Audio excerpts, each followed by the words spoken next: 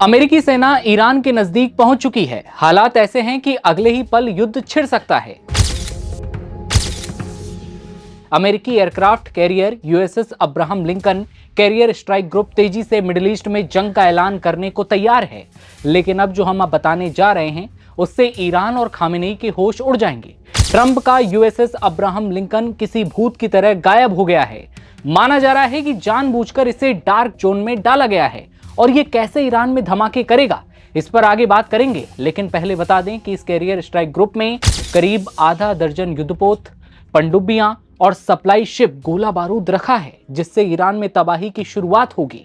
निशाने पर होंगे ईरान के सुप्रीम लीडर अली खामेनेई। लेकिन क्या अमेरिकी सेना जैसे वेनेजुएला में राष्ट्रपति मादुरो के बेडरूम तक पहुंच गई थी, ठीक उसी तरह क्या खामेनेई पर भी ट्रंप हमला करेंगे? आज की रात ईरान अमेरिका युद्ध के लिए जंग वाली खौफनाक रात हो सकती है। बात करेंगे ईरान कितना तैयार है, ट्रंप ने ईरान पर हमले की कैसी तैयारियां की हैं। यूएसएस अब्राहम लिंकन का अचानक रडार और ट्रैकिंग सिस्टम बंद करना ये साफ बताता है कि ईरान लोकेशन ट्रेस अब नहीं कर पाएगा। ये एक चलता फिरता भूत समंदर में बन चुका है। अमेरिकी जहाज दूर भी हो सकता है और बहुत पास भी। हमला करने की स्थिति में भी ईरान को बचने का मौका अमेरिका अब नहीं देगा। ईरान को पहले से कोई चेतावनी नहीं मिलेगी, सीधे आसमान में जेट्स की आवाजें सुनाई देंगी। इतिहास बताता है कि अमेरिका किसी बड़े सैन्य अभियान से पहले अपने विमानवाहक युद्धपोत को साइलेंट मोड पर डाल देता है।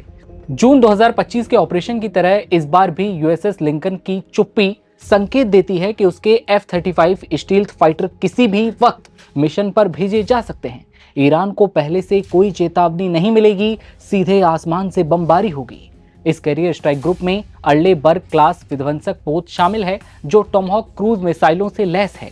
ये मिसाइलें ईरान के अंदर मौजूद सैन्य ठिकानों पर हमला करने में सक्षम हैं।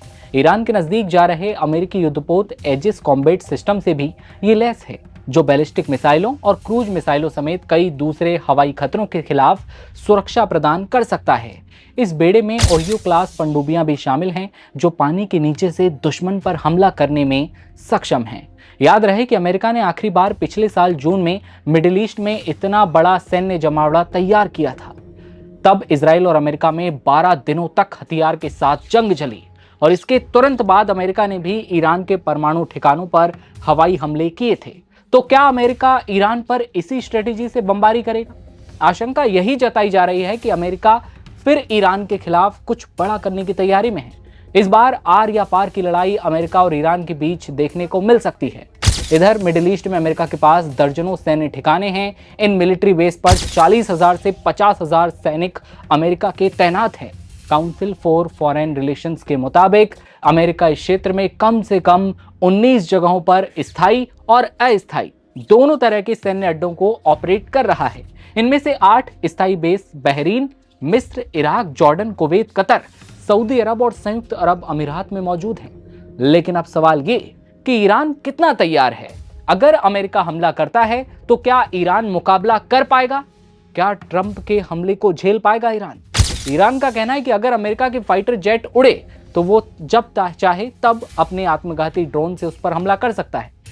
रिवॉल्यूशनरी गार्ड के कमांडर ने कहा कि ईरान की सेनाएं पहले से कहीं ज्यादा तैयार हैं और उनकी उंगली ट्रिगर पर है। मिडिल ईस्ट में पहुंचे अमेरिका के जंगी जहाजों को ईरान के ड्रोन झुंडों से गंभीर खतरे का सामना करना पड़ सकता है। ये USS Abraham Lincoln strike group के साथ साथ हाई वैल्यू वाली अमेरिकी नौसेना की दूसरी संपत्तियों के लिए एक बड़ा खतरा पैदा कर सकती हैं।